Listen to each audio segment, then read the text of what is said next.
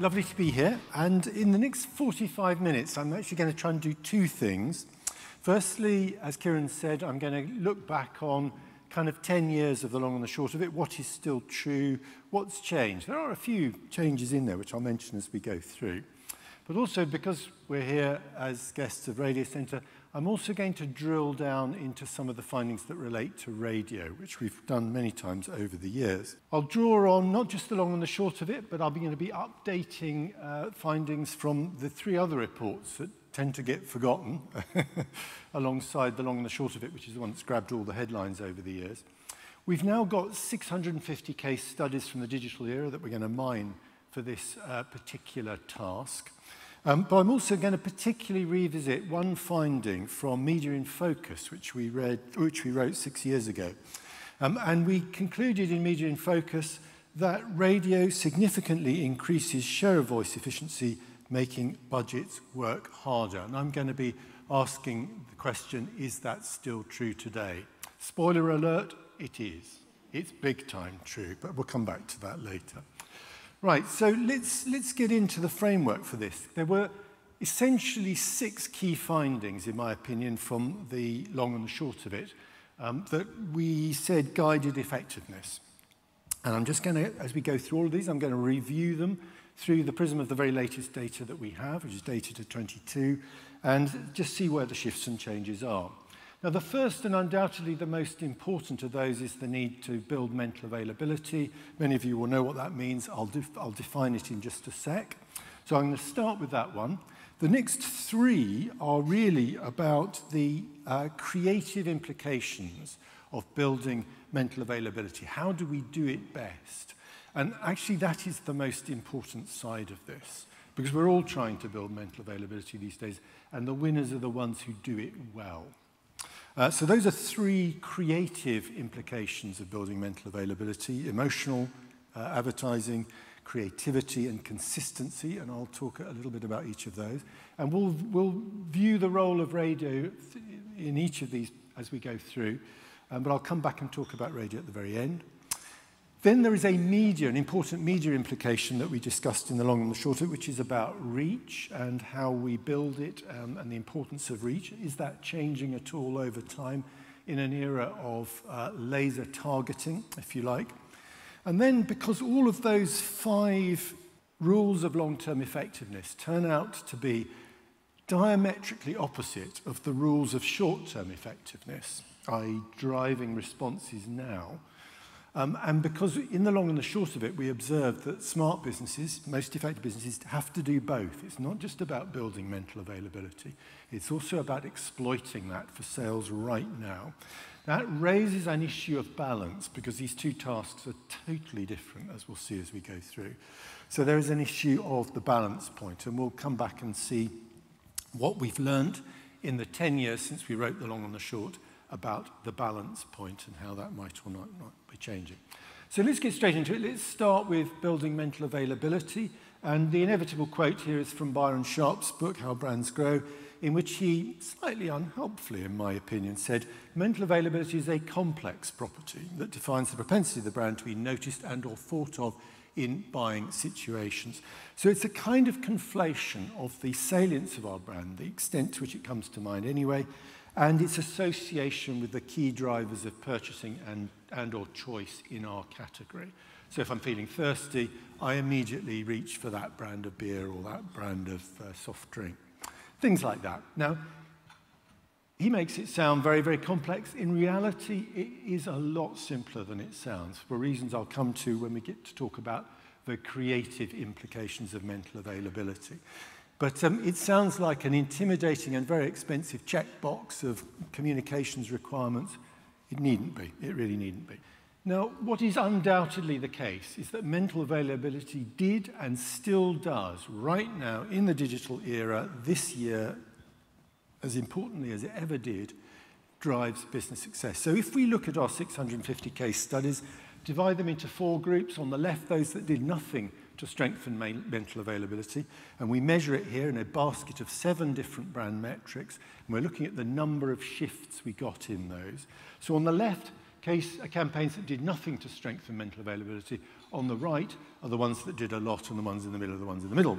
And if we look at the impact of that on business effectiveness, and we've got a basket of 6 business metrics here, we look at everything from market share growth through to profit growth, and we look at the number of shifts we see in there, you see a terribly, terribly simple and strong pattern. And even I can spot what that's trying to tell me. What it teaches us is that if we ain't building mental availability, we are not in the long-run success game. Now, the reason I mention this, of course, is that we've had 15 years of obsession with performance marketing. The performance marketing mantra has been all about the irrelevance of brand building. Read my lips. It is just as important as it always has been. In fact, if anything, it's getting more important. It's slightly hardening over time. Now, mental availability doesn't only drive growth. I mean, the Ehrenberg Bass Institute have done a lot of work on the relationship between mental availability and market share growth. It turns out it actually drives all the important business metrics, and these are my 6 metrics that I look at. So again, bar on the left, the ones that did nothing to strengthen mental availability. The one on the right is the one that did a lot, and the ones in the middle in red are the ones in the middle. And what you see when you look at that is every single business metric responds to brand building. Just going to draw your attention to 3 on that chart for a minute. Firstly, market share, which is what we've known from the work of Ehrenberg Bass for many years. But look at pricing power. Now, pricing power, small bars, I know, for 2 reasons. One is it's probably the most difficult metric to shift, but we'll talk about how and why good advertising can do that. But also because it's not often measured. But you notice how it's, in a sense, a winner takes all. If we really want to strengthen our pricing power, we have to have strong impacts on the brand and on mental availability. If you add market share to pricing power, you get profit, essentially, and you can see how it's an accelerating trend. We cannot have too much mental availability, too much of a strong brand, if we're trying to drive profitability. It just accelerates. So it's a really, really important metric. But in all this talk of mental availability, there is a real risk in thinking that that is what it is all about. And Les and I have always been clear about this. This was the fundamental theme of the long and the short of it, and the word "and" is very important in that. We never said do the long and forget the short, and we certainly didn't say do the short and forget the long. We said you have to do both. So these are the 2 ways that advertising works. And we just have to remember this because they 2 work together and they are nothing without each other. So the short-term sales activation model, the performance marketing think that has increasingly dominated marketing for the last 15 years to a degree that I think has been unhealthy, but it still fulfills a very important function, which is all about bottom of funnel. It's about serving that information, deal, and offer. It could be a seasonal prompt. You know, Halloween's coming, let's go buy some scary stuff. You know, whatever it is. These are really important messages to get out to people if you want to get their hands out of their pockets and spend money now. They have, of course, little impact on mental availability because we don't remember these kind of things for very long. We really don't. We might sometimes, but usually they're here and they're gone. If we don't act on them right now, we never will. Now, it doesn't mean that they can't work and don't work, but they do rely on people in the market right now for their attention. So classically, you will hear a lot said about the 5%. And I don't know whether there's any real science in that number, but let's take it as truth. About 5% on average of consumers in any category are probably in the market right now and responsive to this kind of message. So we are ignoring the 95. But we are, on the other hand, having a very powerful impact on those 5% if we do it very well. So we get short-term sales uplifts, but they can be very powerful, and they can be very powerful, as we will see, particularly if we have a strong brand. Now, long-term demand growth is a very different kind of thing. That's about brand building. It's about top of funnel. It's about creating these emotional associations and emotional advertising that generates interest in our campaign and our brand, even outside the purchase cycle. So we don't just talk to the 5%, we talk to the 100%. And of course, that gives us a great strength. It has a strong impact on mental availability if we do it well. We remember this kind of advertising, sometimes for decades, hopefully for several years. And as I've said already, it gives us the unique potential to speak to all category buyers, not just the 5%. It doesn't only give us long-term sales growth, as we've already seen, it also impacts margin, so we get volume and margin growth. But again, it is not fully effective without sales activation to make us act on it, and the two need to work together. So you may be familiar, this is probably the most famous chart that Les Binet and I ever published 10 years ago. The response pattern to these two kinds of advertising is very, very different. Short term looks very much like that, big spikes, decaying rapidly, very little, if any, long-term growth. We're not making next year's sales targets any easier to achieve, but we are probably having good quarters and good weeks. Long-term looks very different. The steps in the growth staircase, if you like, are smaller. But because these are much, much more memorable kinds of advertising, they accumulate over time. So gradually over time, we start to drive much, much more powerful share growth. But also, as I've already said, we have this unique ability because if we like and value a brand, we are prepared to pay a little bit more for it. And that's the great, great strength of brand building. So we see growing pricing power as well.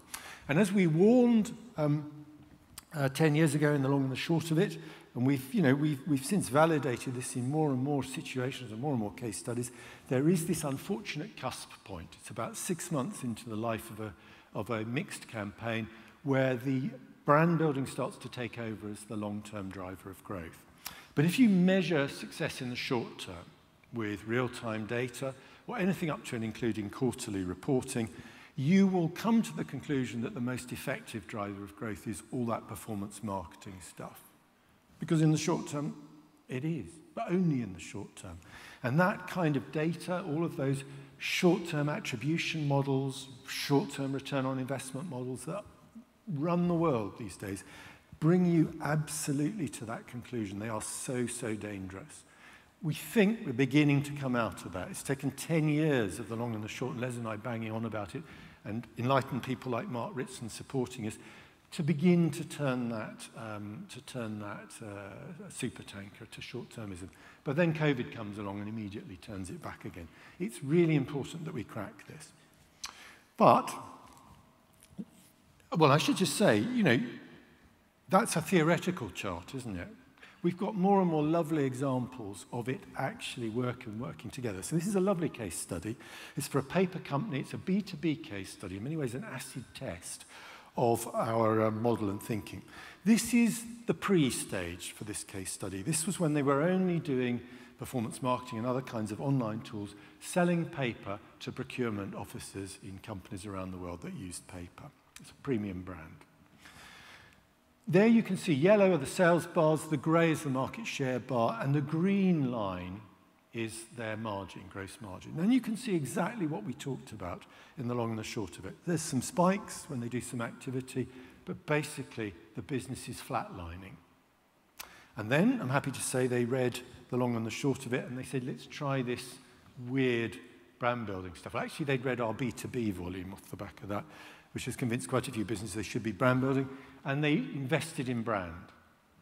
And this is what happened. Now, I'm just going to draw 3 things to your attention about that chart. Firstly, for the first time, they saw long-term growth. The lines all started rising, point 1. Point 2 is the spikes got bigger. As they invested in the brand, the response they got to their performance marketing investment got bigger. Those cost per acquisitions all started improving exactly as we predicted in the long and the short of it. And then I know it's difficult to see because of the scale of this chart, but if you look very closely at the green line, you'll see their gross margin almost doubled because they were able to sneak through a few price increases because they'd increased the value and desire for the brand. Now, it can do this, Brandbook can do this because it boosts short-term effects. And so same thing, case studies on the left are the ones that did nothing to strengthen the brand, the ones on the right are the ones that did a lot. And you can see the impact it has on short-term metrics, on the power of our performance marketing. And we can see this. There are lots of case studies. I was looking only the other day at a B2B Volkswagen case study for vans, where exactly what this predicts happened. They halved their cost per acquisition, customer cost per acquisition, off the back of investing in their brand. So it really makes it easier to drive short-term effects and to drive sales through. So the two work together, absolutely important. But you do need both. And for those that say, I don't know, short-term is all about physical availability, it's not. It's much, much more complex than that. Short-term sales activation is about serving these multiple and varied triggers to the right consumers, the right customers at the right time. So 650 cases divided into 4 groups. The ones on the left that did nothing to strengthen the brand and didn't do very much to drive activation, they're Dunce's Corner. The second bar is the performance marketing model. It's all about activation, don't worry about brand. The third bar is the old-fashioned model. It's all about brand. We won't do any of this scary new performance marketing. And the fourth bar is the ones that do both in some kind of balance, as Les and I argued 10 years ago. Latest data, latest findings, exactly the same pattern. A very slight shift over those 10 years. The shift is slightly in favour of the importance of brand building, but we see 2 key findings. One is that if you want to be as effective as possible, you have to do both, brand and activation. Secondly, that it is the brand building that is the primary driver of this long-term basket of metrics. But you have to do both, because the two work together. Now, I just want to come back to the issue of pricing for the moment, which I talked a little bit about.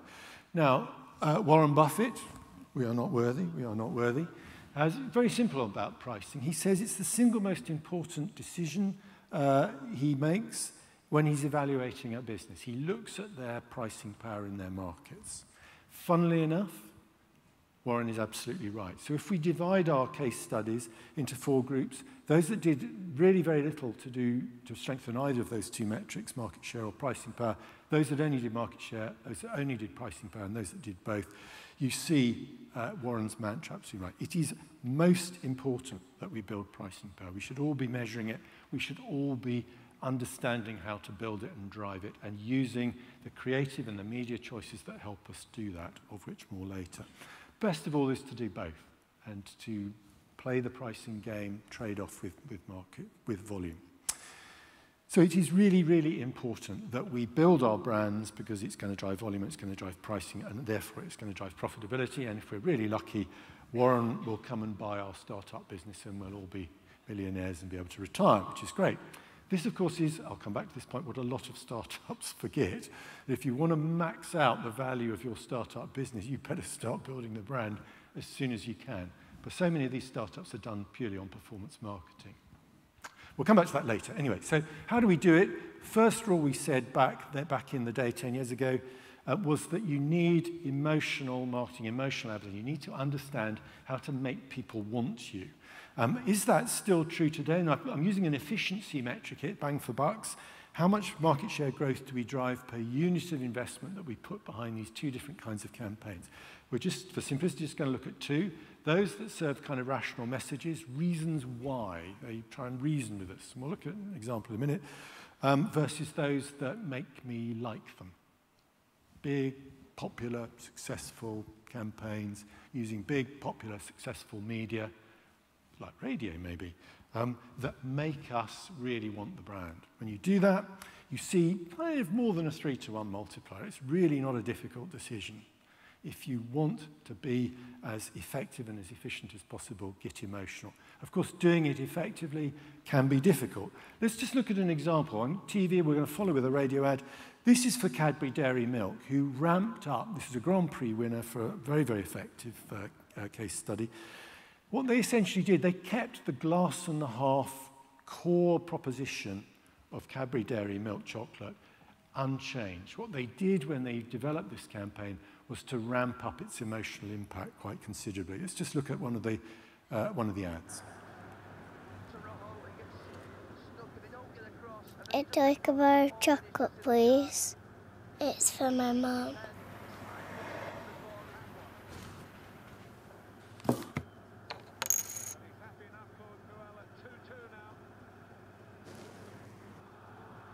Your change. Happy birthday, Mum. There's a glass and a half in everyone. Oh, I hear you all saying, isn't it sweet? Very sweet. And it's a lovely campaign. There's lots of other great ads. That isn't the only one. It just happened to be a short one. Does it work? Hell yeah. I mean, it's incredible. Just ramping up emotions made a huge difference. 4 share points off the back of this. Only really emotions can do this. When we do it well, we get amazing response. Does it work in radio? Well, last week for the Radio Centre in the UK, my friends at System 1 presented the results of some research they'd done into radio advertising. And their conclusion was that radio is as likely to cause long-lasting effects through an emotional response as TV advertising. And the basis for that claim is that they use a star rating to measure the emotional impact of advertising, and they can relate that to long-term business impacts. I've worked with them over many years, and it's absolutely robust. And they found that the average star rating of a bunch of radio ads, a big sample of radio ads they researched, was more or less identical to the average star rating of a big database of TV that they've worked with for many years. The average star rating is about 1.5, give or take a little bit. Not great. Most advertising, most TV advertising is pretty dull these days. It's a big issue. We need to make stuff less dull. Here's an example of one of the ads that they used in their study, and I think a good example of how you can do emotions nicely on radio. Humour in this case. Oh, afternoon, Caesar. Good afternoon. How are you getting on with my glorious city? Well, it's all finished, Gov. What? Yep, it's all done. I've built the Colosseum, the aqueduct, the lot. You've built Rome? In a day? Yes. You're pulling my leg. No. Ah, you must have had your Weetabix this morning. Oh, I did, Gov. 3 of them. Now, there's still some grouting to do in your Roman baths, but I'll have that done by the end of the day. Have you had your Weetabix? Okay, so there are lots of virtues in that which we'll come to as we go through. It's very consistent with other advertising they do. 3.5 stars, that is extremely powerful response. Very, very strong ad with very good prospects for long-term contribution to long-term growth. The alternative to emotional advertising, and don't worry, I'm not going to play this ad. I hate to lose an audience so early on in the morning. So this is an ad for Garnier Ultralift. It's an anti-wrinkle cream. People of a certain age, we sometimes feel the need when we look at ourselves in the mirror in the morning and think, oh, whoa, whoa, you're looking so creaky, to use these kind of products. Now, these guys chose to do it with a very reason why kind of advertising. Lots of science, lots of demonstrations, testimonials, all of that, all very reason why. I'm not going to play you the ad. This is what you get when you do that kind of advertising. It is a bottom-of-funnel sales response. It's very much like sales activation. That's really how it works. So when the ad is on air, those in the market who've just looked at themselves in the mirror in the morning and thought, oh, God, I need some help, will possibly go out and act on that and go and buy your product. But you know what? A few weeks later, we've all forgotten because it was such a dull ad. There was nothing to remember. And sales returned to trend, which unfortunately was downwards at the time.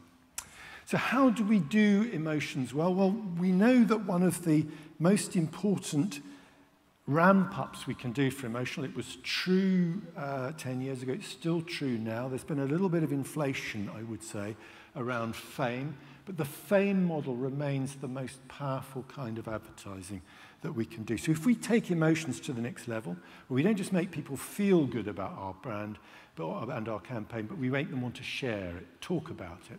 And the Weetabix ad you just heard is a nice example of that. Then we get enormously greater growth. And the best way of doing that is to be creative, because what drives fame is surprise, and creativity is all about freshness and surprise.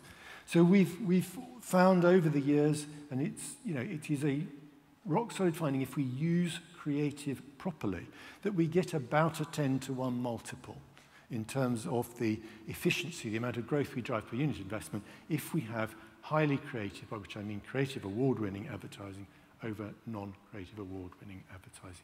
It's really expensive being dull.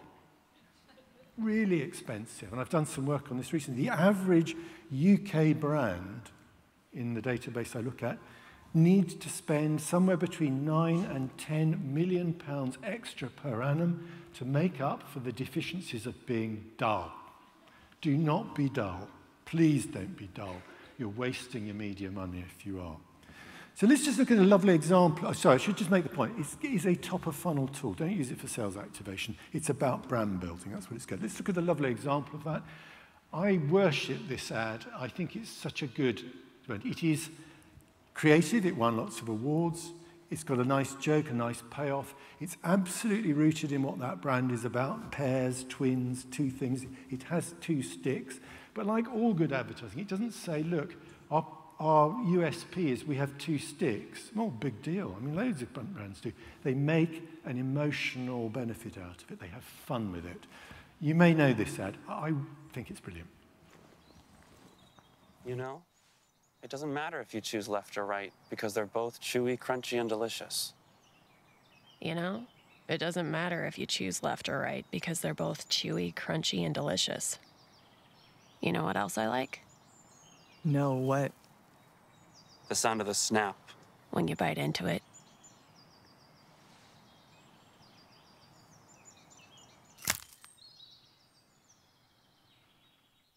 Now, believe it or not, that kind of campaign's been running about 10 years now, but this is them finally, I think, really hitting high points. They've absolutely nailed it. I think it's terrific. Creativity raises a challenge. The easiest way to be creative is to just reinvent every time.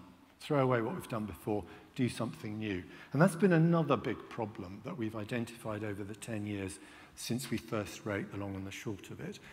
Constant reinvention of ads. And we argued for consistency then, and I'm going to argue for it now. Because if you start from scratch each time, you throw away all the equity you've built in the brand, people's understanding, associations, and recognition of those distinctive assets that you have.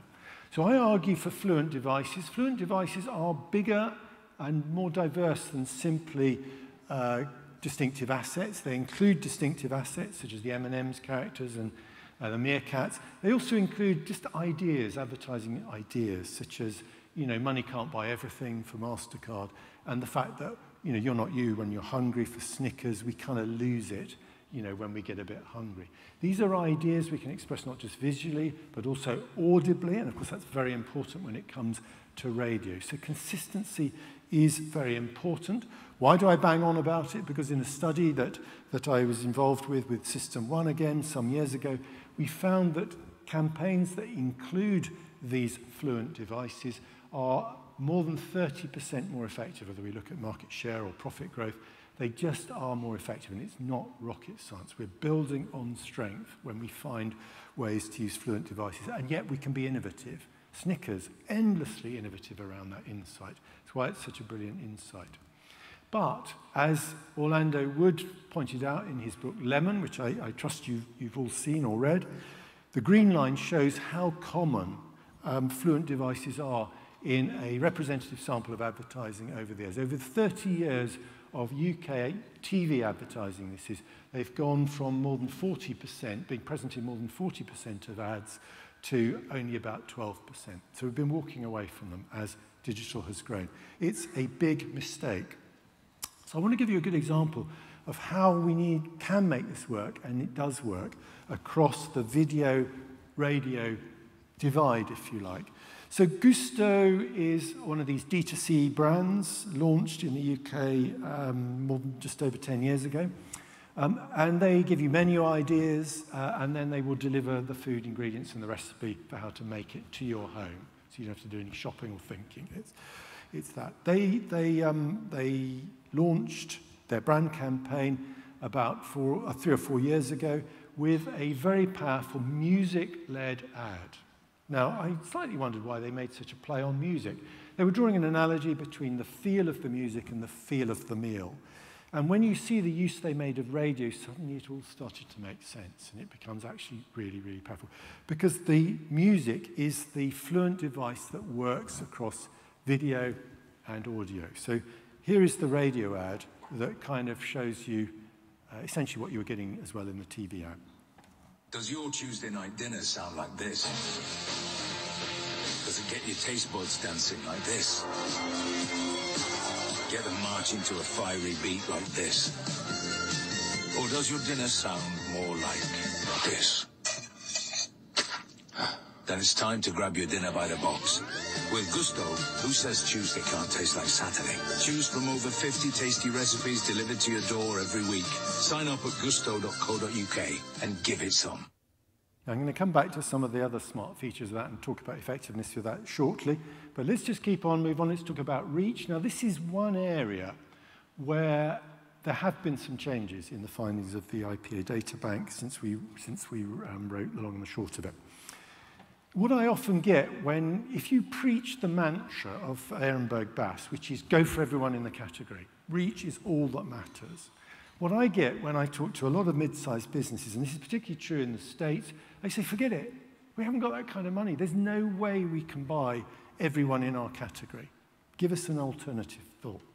So I tend to talk about build outreach, which is that we need a plan. We need a plan to get to universal reach, but we need to do some clever targeting in the meantime to the easier underbelly, but always recognize that ultimately we need to get to max reach. And I think that lies behind this finding. So 10 years ago, what we found was that the targeting strategy that made the biggest impact on market share growth was going for everyone in the category, the right-hand side. What we found gradually over those years is that actually a lot of businesses are reining back from that and finding great success in going just for new customers. They'll let customer experience in other ways deal with existing customers. What has not changed is the folly of trying to drive growth through driving the purchasing and loyalty of your existing customers. That remains a folly, always has been, always will be. That's not why we might want to talk to existing customers. You know, we won't drive growth. We might keep them loyal, but we won't hope to keep them loyal, but we won't drive growth. So what you're looking for is a medium that helps you do that, and this, I'm afraid, is a real eye test. But if you look very carefully there, you can see commercial live radio there. There are also podcasts coming in hard and radio on demand coming in low. We're seeing those growing, of course, but you can still get to about 50% of adults on radio. It is nicely kind of in the middle of the cluster there. Yeah, it's not as great as social or, of course, out of door or some facets of TV, but it is still a very powerful and strong medium. Yeah, everyone's these days worried about 16 to 35s. How does it perform against those? Well, again, like many traditional media, it falls back a bit, but we're still packing more than 40% penetration, weekly penetration. This is UK data. I'm sure it's not wildly different from that in Ireland, maybe stronger in Ireland. But this is a very powerful and useful contribution to reach, used particularly as part of a multimedia mix. So it can play its part, and that is going to be part of why radio is such a powerful medium. But again, let's come back to this issue of balance, because everything I have just said to you about driving long-term growth, building mental availability, using emotional advertising, doing it creatively, and reaching everyone in the category is exactly the opposite of how we do performance marketing well, where it's tightly targeted, it's serving information to people, creativity is a waste of time, and actually mental availability really doesn't matter for the short term. Totally opposite. So we've got to balance this. And Les and I are reasonably well known for the 60-40 rule, which comes from this analysis, which shows that this is effectiveness on the vertical axis versus how we balance our media budget, all shorthand on the left, all longhand on the right. It's a curve with a maximum point at around about 60%. We'll give you the update on that in just a sec. Two mistakes we can make: go all long, we'll lose some effectiveness, but at least the brand remains strong, so we can put that right at a moment's notice. Go all short, and we'll do even worse, and we can't put that right. So it is important to get this sweet spot right and to do everything, but it is not a one-size-fits-all model. Les and I have never pretended that, and in effectiveness in context, we came back to precisely try and pin down how and why it varies. And the principle is very simple. If one or other of the two tasks, either brand building or sales activation, becomes more challenging, brand building is difficult in financial services, we need to lean into the challenging thing, the challenging facet. So in financial services, it's more of an 80-20 rule. In non-financial services, the reverse is true. And actually, we need to lean in more to the sales activation side. So it's more of a 50-50 rule. Now, I haven't updated all those because it's an enormous amount of work to update all of these different features, but the B2C average sweet spot is currently at about 62.40. It really hasn't changed very much at all over the 10 years. It kind of wobbles a bit from time to time in our database, but it's pretty solid. B2B, interesting, if those of you work for that, it's more of a 45-55, and I put that down to the length of the purchase funnels that exist in B2B, and you really need to kind of work buyers through that. But these are pretty solid still now, not changing dramatically. Brand building is not going away.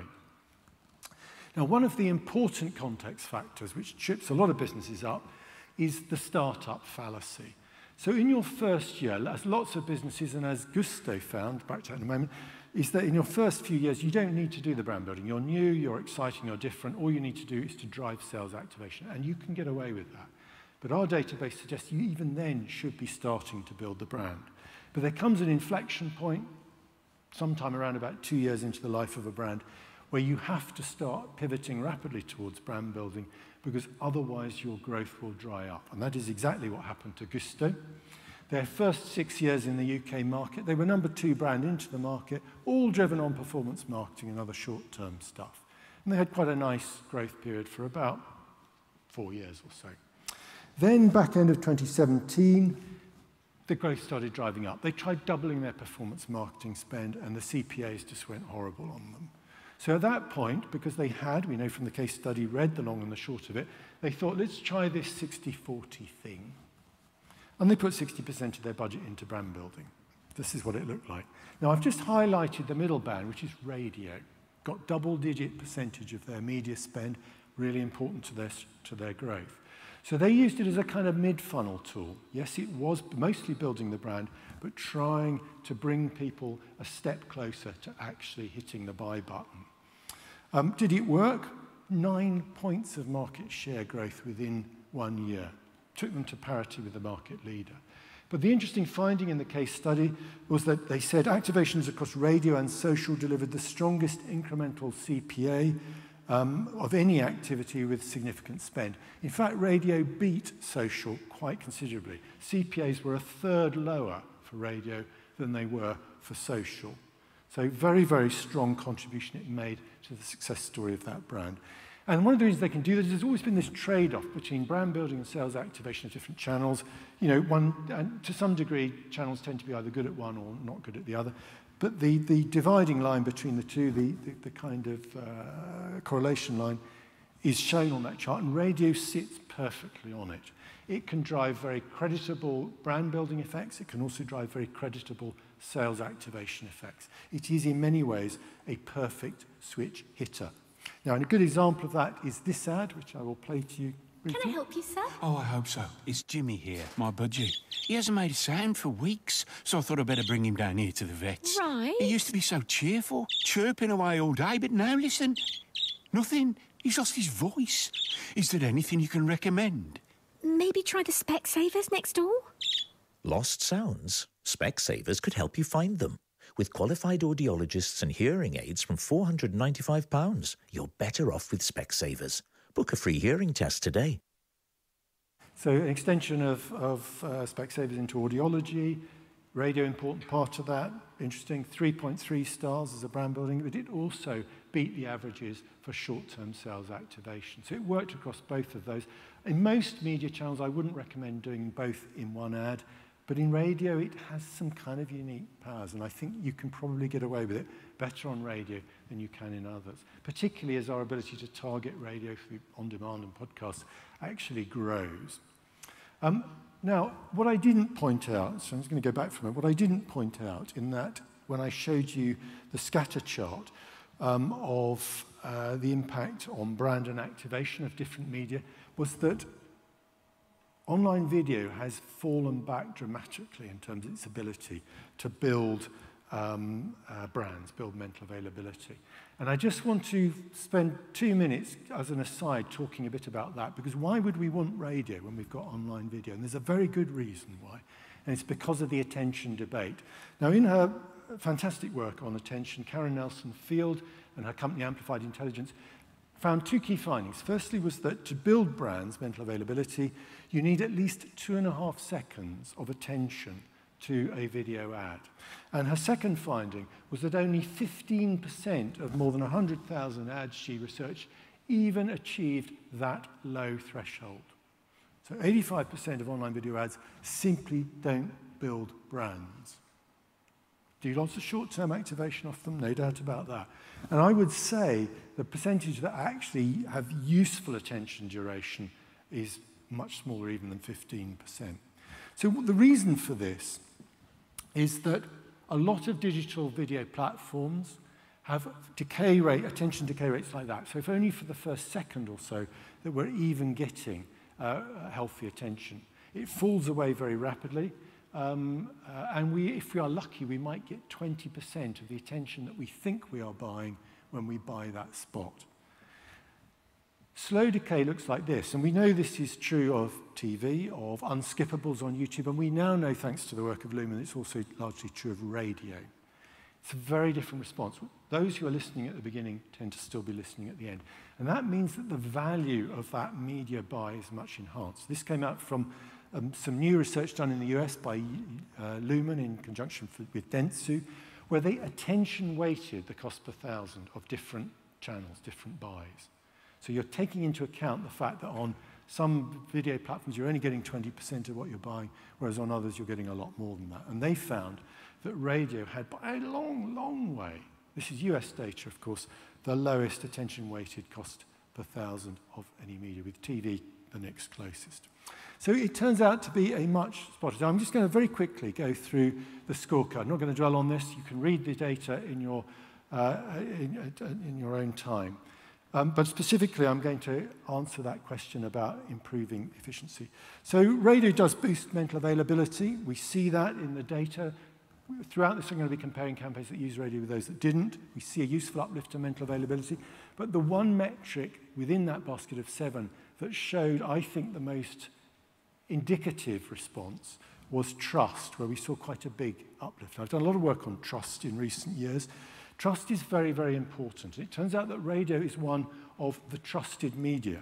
So this is a very simple analysis. I'm looking at media allocations across channels amongst a bunch of case studies that successfully built trust for the brand.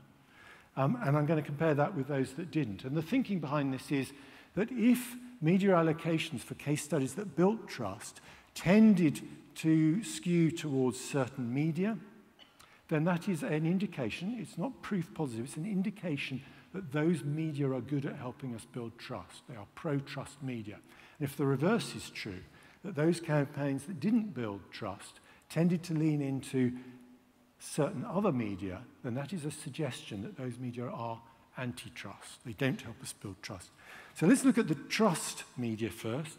TV, search, some aspects of online display, particularly news, press, news again, radio. All of those are pro-trust media. Case studies that build trust successfully tended to use them more strongly. And actually, radio's proportional skew puts it smack bang in the middle as a classic trusted media. Now, we shouldn't underplay the importance of that for reasons I'll come to in just 2 secs.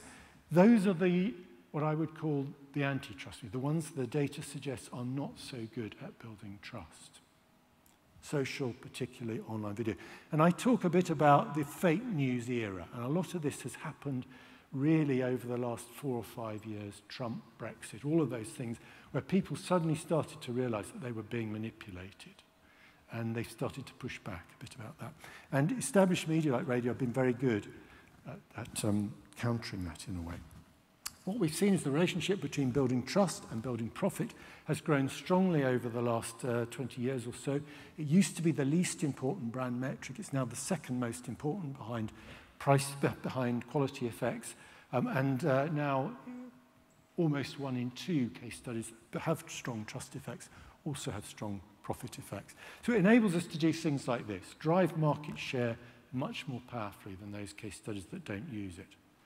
And there are going to be some other factors in here, but this is a very consistent, very strong picture that is bound up in lots of drivers. Not just that, it's Warren Buffett time. It drives pricing power. Driving market share at increasing pricing means, of course, that we're going to have a big impact on profit, and radio is a very profitable medium to add to your schedule. It enables us to get more out of our cross-media investments. It's very good at that. But it also does it very efficiently. Our return on investment, return on media investment, is much higher amongst the radio-using case studies than the non-radio using. It just winkles extra value out of every euro that we spend. And to do that, we know from the work of the long and the short of it, you have to be not just building long-term mental availability, radio also has to be quite good at driving short-term effects. And indeed it is. Those case studies that used radio, like the ones I've shown you, had good short-term effects. So add those all together, and this is where we absolutely test that finding from 6 years ago in our media work, where we said that radio significantly increases the share of voice efficiency and enables marketers to get more out of their investment. Is that still true? You don't need me to tell you. It's a 4-to-1. It works really powerfully at driving the efficiencies of our media plan. Not on its own, there will be other factors in there as well, but that is a pretty strong smoking gun of a very healthy and powerful medium. Okay, that isn't actually my last chart. I held the best chart for last, which is the time trend, which is one of the great values of this database. We can look at the uplift that adding radio to a media schedule has on profit over time, and this is what you see when you do that. Time trends, 10-year periods, 200 case studies in each of these data blocks, uplift to profit. Look at that. And that uplift started at the beginning of the fake news era, really, and it's just got stronger and stronger. Radio's always been useful on a schedule. It's now pretty undeniably sensible to add. So I'm going to end there. Sorry if I've overrun slightly. Those are my 6 rules, to which we might, sensibly, given what I've said, add a 7th, which is add radio to your schedule. Thank you very much.